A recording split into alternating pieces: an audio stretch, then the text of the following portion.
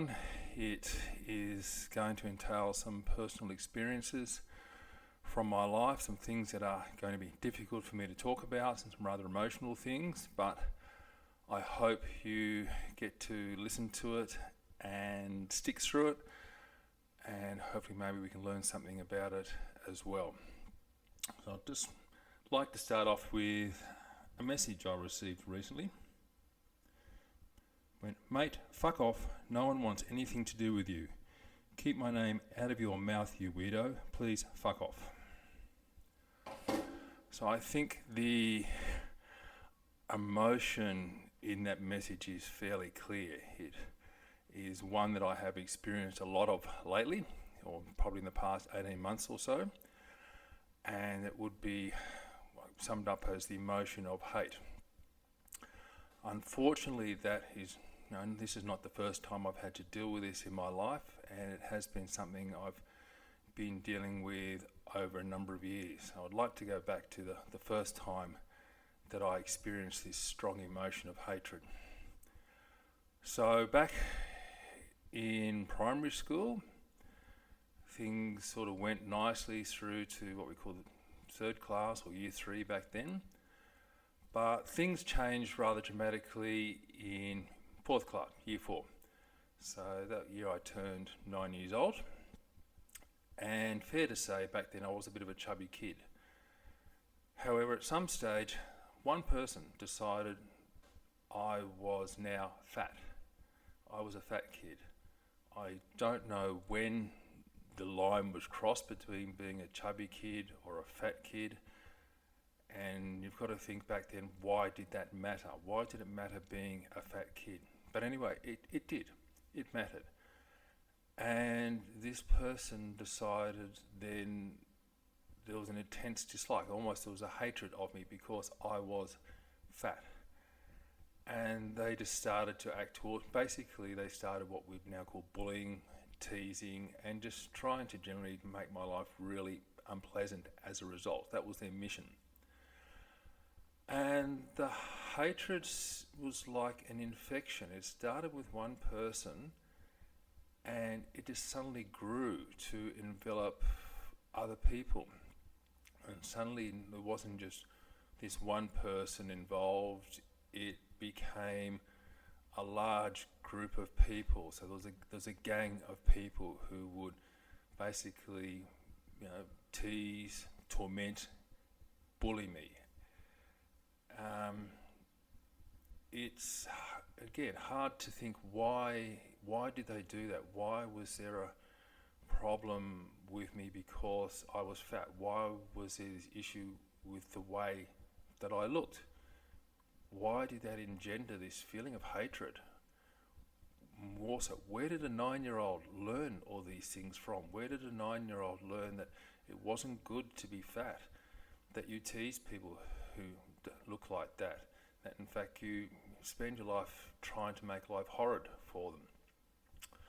So this infection grew and it got to a large number of people, and sadly it was also the first experience of seeing people who up until then I'd been fine with and had actually been friends, now turned. Now they were the ones hating on me. So I remember one of the lovely names that I earned back then was sounds strange, called Sealy Posturepedic, which is a mattress, and it was, I think, related to an ad that it must have been on the time where they were jumping up and down on the mattress and showing how soft it was. So what people would do would come up behind me and sort of tap or punch me in the bum, and then they sort of recoil back and spring back like off a trampoline, or like they've jumped off a mattress, basically to indicate that's how springy my ass was just so big, it was like a big mattress to sort of jump off for it. That was a common thing. And the second lovely nickname I picked up at that time was Humphrey B. Beachball, because apparently I was just big and round and dumb for it. So that was it. And this was things that would go on, lunchtime, in the playground, and it was fairly relentless for most of fourth class, but still continued on for a while. I think even then I was fair to say I developed a nervous tic. It was noticed in class I had this face shrugging thing that I was sort of unconsciously doing, and it got noticed. And basically I just had a drop off in friends. I was left with about one friend and didn't know what to do, so just one afternoon I did sort of half mention it, stayed behind and spoke to the teacher and mentioned it. But I don't know what they were able to do. There was nothing they could do to stop the bullying. It was just, okay, you've said your piece, with probably the one friend I had left in support, but nothing really happened. So how did this bullying and this teasing make me feel? Well, to be honest, it basically made me feel like a worthless piece of shit. That's how I felt. And that, my self-esteem was probably around my ankles, and that was the self-image I had of myself, which, through other things, really carried on for a long period of time in my life. That was how I thought. It was quite common. I'd go home from school, and on the footpath there was a thing called the white bars, which was sort of a little barrier to stop bikes coming onto the footpath in a hurry. And I would basically just sit down on there and bawl my eyes out. I just felt so terrible. But I was also embarrassed and ashamed that I felt this and this was happening. So the act of sitting home, sitting on these bars, letting it all out, and then compose myself. So I would go home and everything was okay. I never talked about it. I would just present the face that everything was okay, and just didn't mention really this because I was too embarrassed, and I was ashamed to say I was being bullied, that this was happening. I probably blamed myself, and that was where the shame and the guilt came from, that I felt I had brought this on myself. It was something I had done for it, and that's a feeling, if you develop that as a 9-year-old, it is something that's ingrained, and it's really hard to go away. Then we moved on to years 5 and 6, and things were much the same basically in there, but we added a new component. So it was then probably fair to say I wasn't the best looking kid, and we had a thing called ballroom dancing, where you have to go and do there'll be pride of errands and waltzes and progressive barn dances and things, all the old style school dancing, town hall dancing. And of course it came to the part where boys go and ask you girls for a partner, and this was something I absolutely dreaded, to go over and just to see the horrible look when the girls look at me and think, don't you dare pick me. Oh, I was absolutely aghast that I might pick them. And generally my hope was always, I hope there's more boys than girls, so all the girls will be picked and I won't have to pick anyone. Unfortunately, it didn't work out that way, so there'd be some poor girl who would get lumbered with me with a horrible look of disgust on her face. But it also got worse. There were certain girls who, say you did the barn dance, partners moved around, it came to me, and basically they would either refuse to hold hands or would basically just hold with like a pink, just between thumb and finger, and they'd actually screw their face up, just make things comments like ew and yuck, or just pull their hands back and as if they're absolutely repulsed by me and disgusted. And that was not a case of anything I'd done, not a case of who I was. That was just based on how I looked. It was a superficial judgment to have a hatred, again, based on how I looked.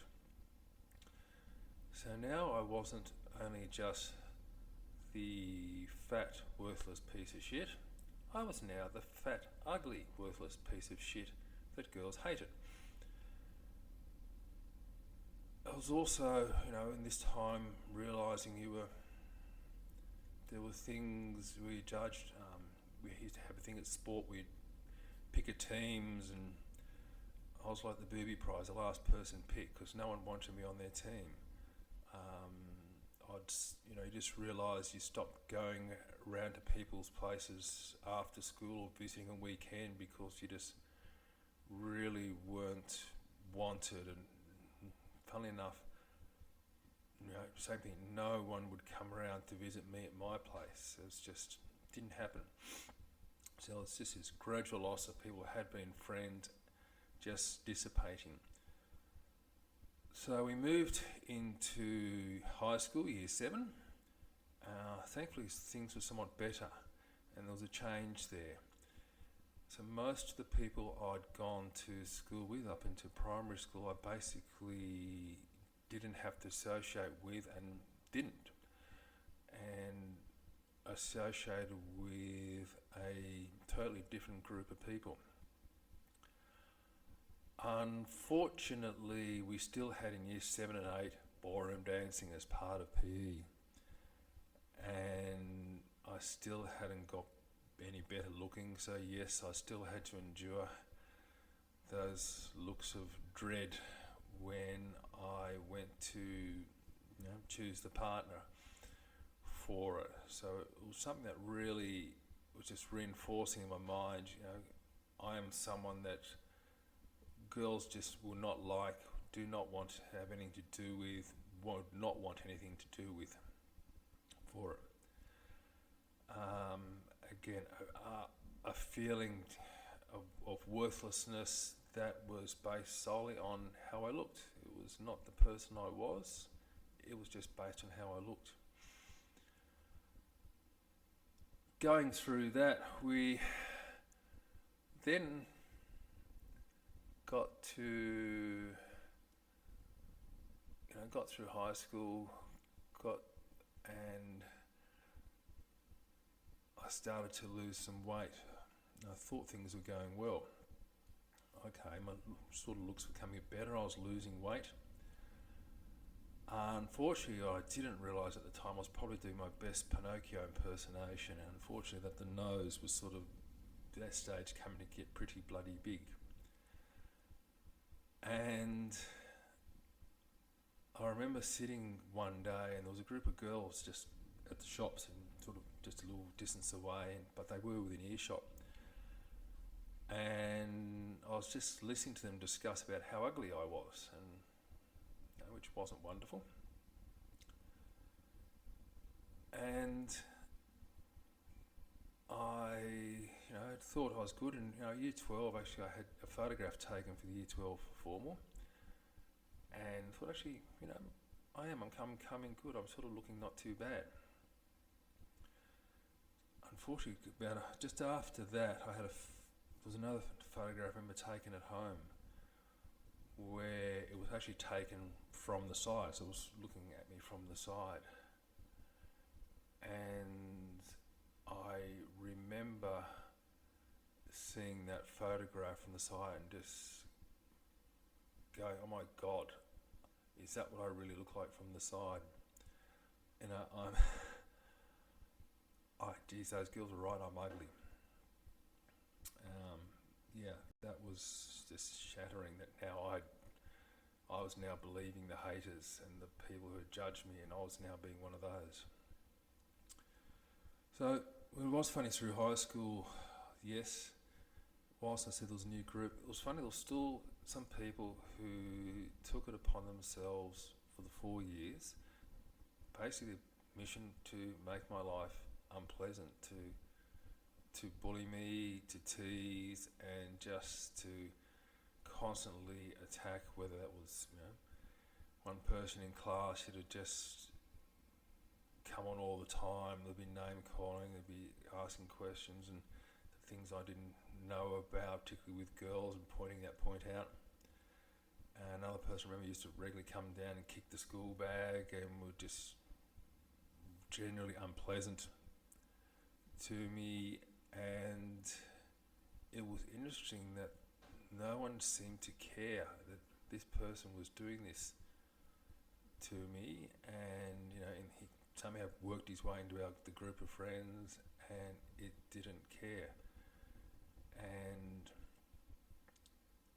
actually, again, this guy just had a hatred for me, and towards the end, it was more of a case of he was accepted. I was the one that actually got pushed to the outer of the group. And yeah, I was the boring one, the not so good looking one, and just didn't have within me to do anything about it. I just accepted it because I think I felt somehow I deserved it, so I put up with it and didn't really lash back for it or push back. Except for one day. The only time I remember, I just got fed up one day, and this one guy had Hogan Benomics, I finally just picked him up and threw him against the wall. And I don't know who was more surprised, him or me, by it. And it was just something I wish I'd done for it. But that was the case. Who am I? I'm the the worthless piece of shit, the fat ugly kid. I deserve this teasing. I deserve this bullying. And it was interesting in year 11 and 12, we moved to a different school, so that's separate from high school. So once again, there was a new crowd, an older crowd, and it was just funny that some of the group and the social group in year 11 and 12 actually was back with my primary school group, who basically had nothing to do with for most of the 4 years of high school. So I think a bit of maturity had finally kicked in for it. Just an interesting observation. But yeah, it was still, it was better at that time, but it just started a period of going through things, of realising how you can be judged by your looks, and society makes judgments on people by your looks. I had a year off in the public service, and then I went to uni. And fair to say, the first problem, I was the wrong demographic. I came from Canberra. I didn't come from Sydney, and so I was a curio. And I didn't look right, apparently. I was told later my nickname there was Gomer Pile, and again, there were people there who just, it was plain obvious they didn't want to know me. And how did this manifest itself? Like, we'd go to social events, like you go to the bar or something afterwards, or I think we had a harbour cruise, and suddenly just realised, people don't actually want to speak to. There's no one I'd feel comfortable speaking to, and actually no one was interested in speaking with me. It's just not the person to be seen with. It was all, the other people to be seen with. So it was just an uncomfortable time for it.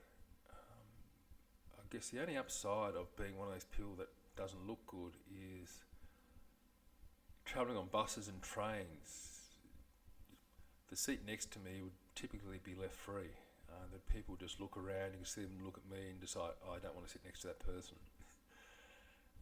It was funny in meetings I'd go to, and there was a couple of associations and groups I joined with, and a number of times there'd be one empty seat left, and the seat next to me would be the only empty seat, and people would come in, look over, and you could just see it tick up, no, I'm not going to sit there, I don't want to sit next to that person.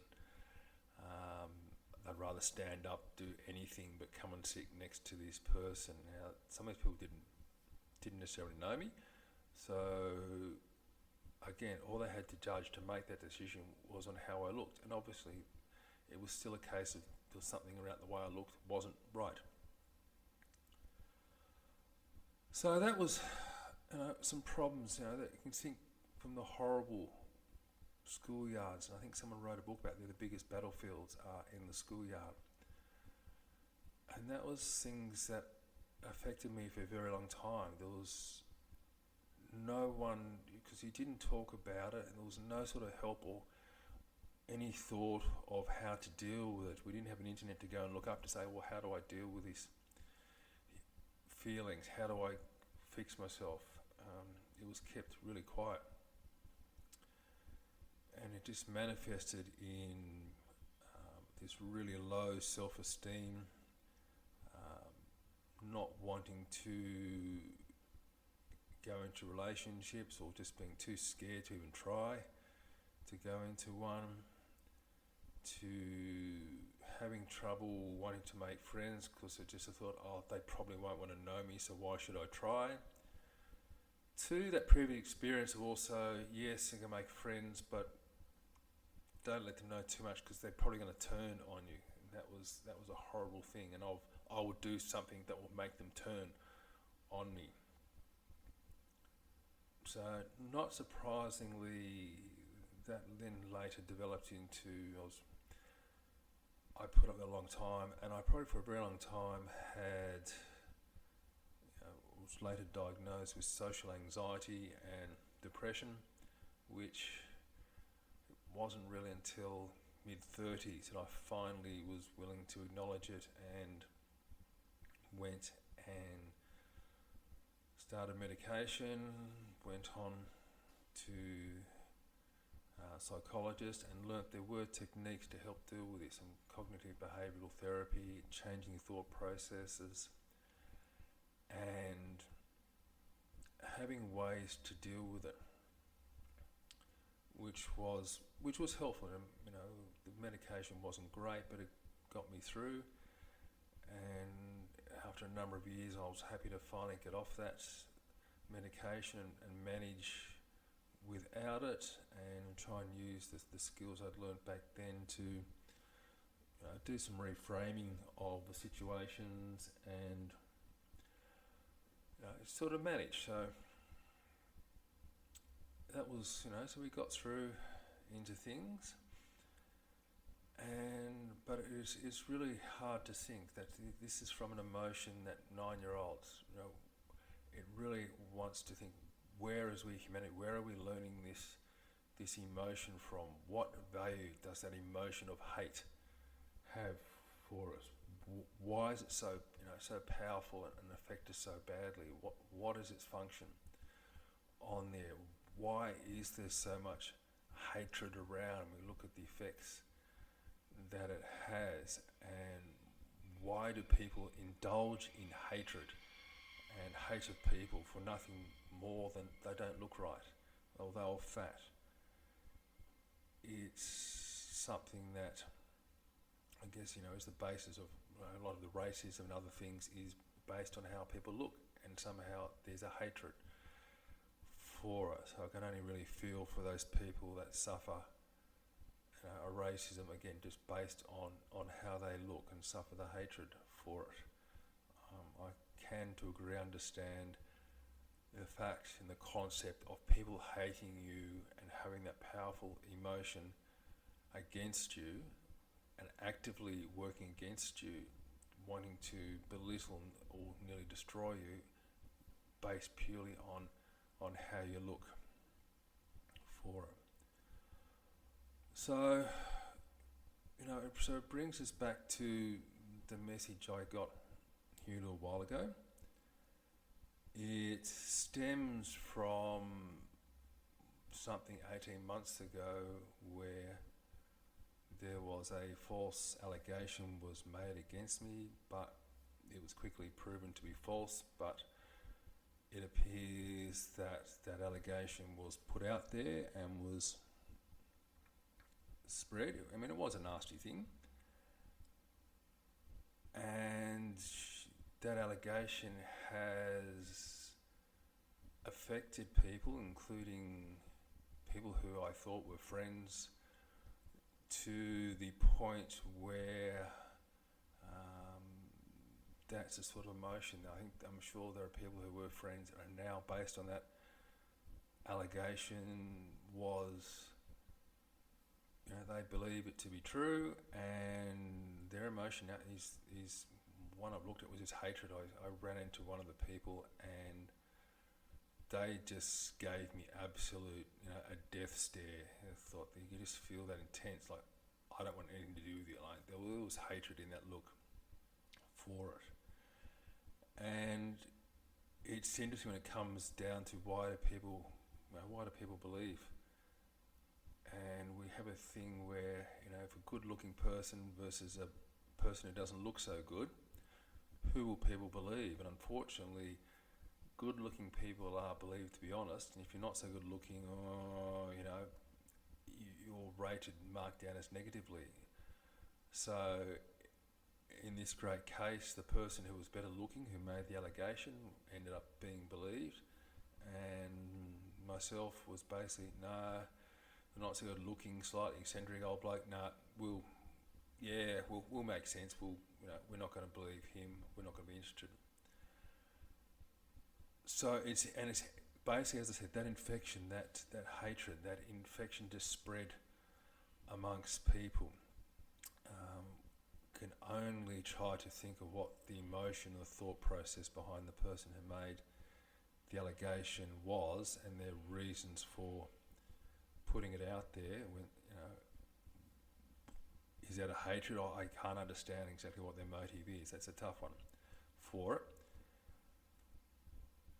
And yes, this one had a terrible effect to gradually watch what happened. And having all these people just sort of realising once again friends were turning on you based on something, and partly where your looks were coming into play for it, and just not knowing the person that you were. And it really rattled my mental health to the point where the previous Easter I was ready to do it in, and ended up locked up in the psych ward at Wollongong Hospital for a day or so, just for my own safekeeping. So I didn't wander off, and it was my plan to wander off and not come back. I was just not sure what I was doing. But thankfully I ended up at the hospital, and so obviously I'm still here and I'm still dealing with things. So what I've learnt, there is a positive in all of this, is obviously I'm still here, but it came a time to finally learn how to deal with this emotion of hatred. And eventually it was learning, it's not me. Stop blaming myself and seeing the whole problem with me. That was a loss of control.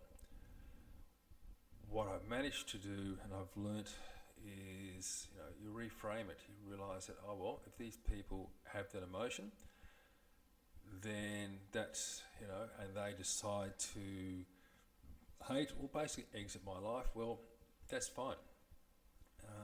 That's their loss, and basically they have proved they are not worthy of being in my friendship circle. They're not worthy of my energy anymore, and if they really, I'm glad they declare themselves now.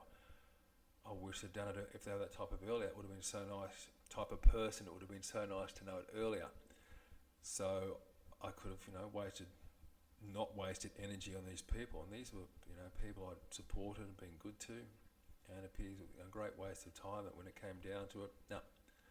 First bit of gossip, they'd disbelieve it and desert you. So this comes to one of the parts of hatred, and realising my message is, don't blame yourself. If people are hating you, it's probably not something, in most cases, it's not something you've done. There's people will find this emotion for various reasons to suit, it's suiting their purpose and their agenda and their fucked up reasoning, basically. So it is a case of realising, no, don't blame yourself for it. There is hatred, fine. If they have that, that's their problem, and that's probably something they haven't dealt with. If they're feeling hatred, it's an emotional immaturity. They have an issue. So the issue is with the hater, not the person who's being hated. So that would be my big message to get out there. The hard part, everyone says, don't take it personally. Now, that one I find is difficult because so often it was personal. In the days before social media, this was said to you. These were people doing things to you at a personal level. So commenting that, it was hard not to take it personally when the history is it was. Whereas now a lot will come on social media and text or various other messages. It will no longer be a face-to-face hatred. So in those cases, yeah, just exit them. Just, they're bits to cut out of your life, maybe getting off social media, sticking to smaller groups, keeping things private. Find out who stays with you and who stays strong. Just stick to them. Cut out the outside people. Cut out those outer circles. Cut out the people who don't really want to know you. Go back and build a core of quality people and stick with them, and cut out the rest and stop blaming yourself for it. It will still come at you, it still may affect you, but don't blame yourself. If you're copying hatred just for the way you looked or something that is not about you, the person, it is nothing you've got control of. So the best part is just, it's just to cut it out. Just get those people that, they've shown they're not worthy of your life, get them out of your life. Cut those influences, remove those influences. Take yourself out of that situation for it. That way I think we can get through and can survive. The other part is to really bring it up and talk about it. Don't feel embarrassed. Don't feel ashamed.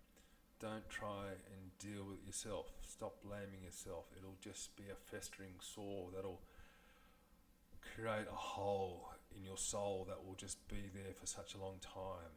So reach out to anyone else somehow. Being bullied is not okay. Putting up with being bullied and teased is also not okay. So talk about it, take some action where possible, and put your attention elsewhere. Put it to the positive influences. Find those positive influences and find those positive people. Go out in some different directions for it. If you can't change the way you look, then, and you are being judged, then these are superficial people. This is where life is, and particularly this is the social media and celebrity age. Be the good person. Keep being the good person. Believe you are a good person and that you are worthy of people knowing you. And if people are superficial enough to hate or dislike simply because this is how you look, you're not the good looking, you're not the pretty one, you're not the social media Instagram stunner, then that's a vacuous superficial world full of vacuous superficial people. And get back to some people where there's some depth, there's some connection. That's my message for it. It's maybe a retreat back from people, but take the step back, reassess, look at the better areas for you, and then move forward in a different direction. Manage the bits you can manage.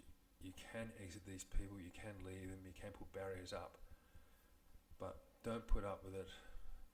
Don't blame yourself. Don't keep it to yourself. Don't put yourself in that situation and don't let it feel you've lost control. There is ways you can take control and get back to it. So I hope there's some people listening that may resonate with what I've said or may have gone through similar situations. If you are experiencing or have experienced the same thing, I'd love to hear from you. I'd love to get some feedback. I'd love to open up the conversation on what your methods of dealing with this hatred, dealing with this judgmental, or being one of the unpretty people, being one of the hated people, how you've dealt with it, how you haven't dealt with it, what we can do to get better, and what we can do as people to get better. It's a horrible emotion to have in mankind, this emotion of hatred, the most negative thing out there. And we can't do it. We really need to remove it and stop hatred and remove those levels of hatred. Thoughts on how we can do it, how we can be better, how we can be kinder and nicer to each other, how we can eliminate hatred. These are some points we need to raise, need to talk about, and people who have experienced it need to talk up as well. So I hope someone may feel empowered to take some action for themselves, to improve their situation, just to not sit back there and be passive. Try and move forward and do something positive for your life. So take a note from it. Let's start a conversation. Let's see what we can do. Next episode, episode 3, is sort of going to follow on, unfortunately, from today's points and experiences. The title will take a line from the Beatles song Eleanor Rigby, which is, "All the lonely people, where do they all come from?" So I'm going to talk about loneliness and try and answer the question, where these loneliness people come from. So I hope I'll hear from you. Let's start a conversation. Let's things going. And we'll catch you next time.